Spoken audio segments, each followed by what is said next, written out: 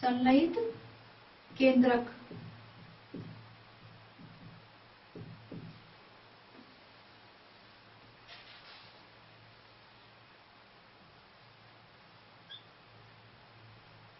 अर्थात युग्मनज वह संरचना है जिसका निर्माण निषेचन की क्रिया के द्वारा होता है।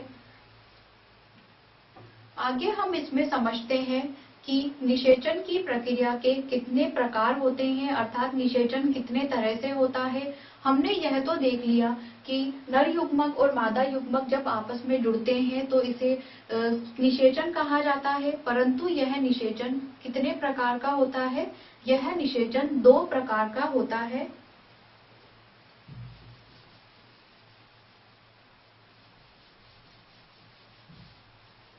निषेचन के प्रकार। यह निषेचन होता है 2 प्रकार का। पहला इसमें आता है आंतरिक निषेचन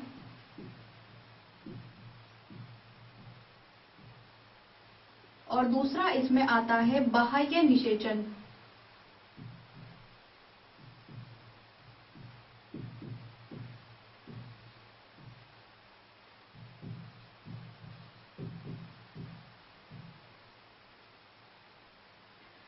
आंतरिक निषेचन ऐसा निषेचन जो कि मानव मादा के शरीर के भीतर होता है, ऐसे निषेचन को आंतरिक निषेचन कहा जाता है।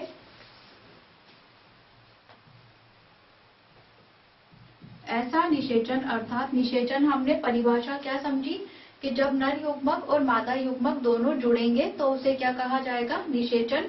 तो यह निषेचन मानव मादा के या मादा के शरीर के भीतर होता है।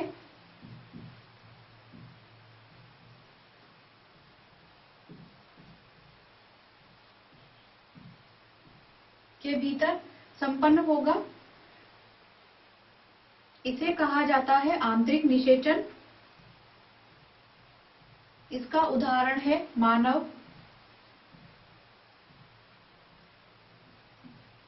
गाय,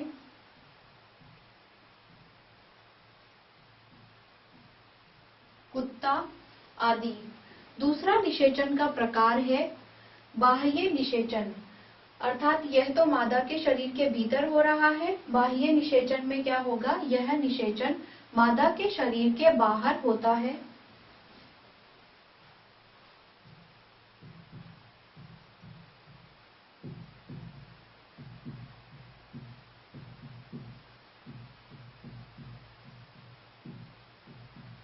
ऐसे निषेचन को कहा जाता है बाह्य निषेचन।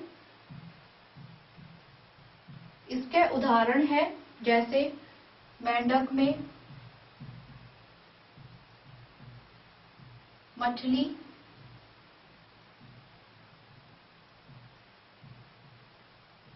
जलीय जंतु।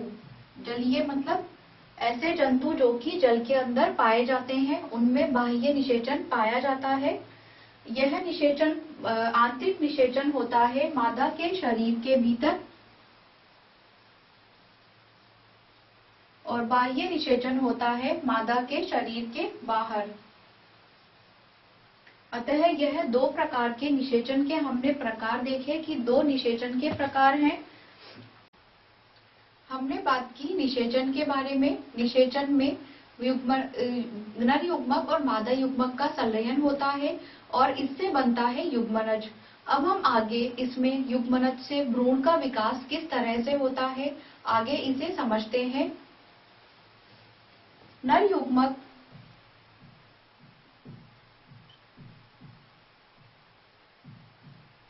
और मादा युग्मक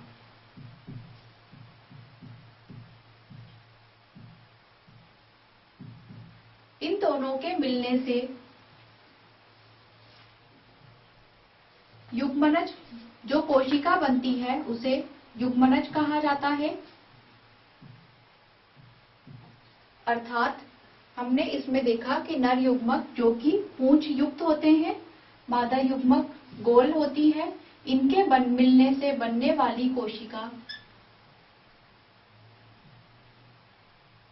यह कोशिका युग्मनज कहलाती है। यहाँ पर हमने इस युग्मनज के चित्र से समझ